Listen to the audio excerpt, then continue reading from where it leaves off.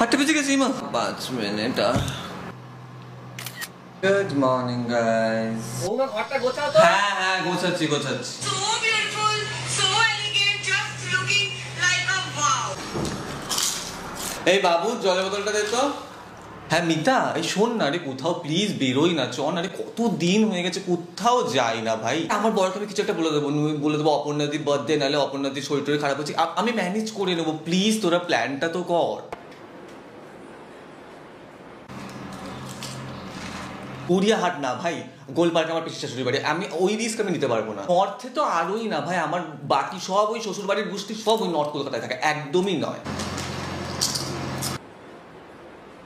কি অ্যামাজন এক্সপিরিয়েন্সেরই না কলকাতাতে হচ্ছে ভাই, আমি সুপার এক্সাইটেড ভাই। আমি লোকজনকে লেজিট দেখেছি, লাইভ মিউজিক থাকে ভাই, অ্যামাজন বেস্ট সেলিং প্রোডাক্টস থাকে, আর কি এক্সাইটিং গেমস থাকে ভাই। ওগুলো জিতলে অ্যামাজন গিফট কার্ডও জিততে পারবি তুই, ওগুলি অনগোয়িং অ্যামাজন গ্রেট ইন্ডিয়ান ফেস্টিভ্যালে রিডিম করা যাবে।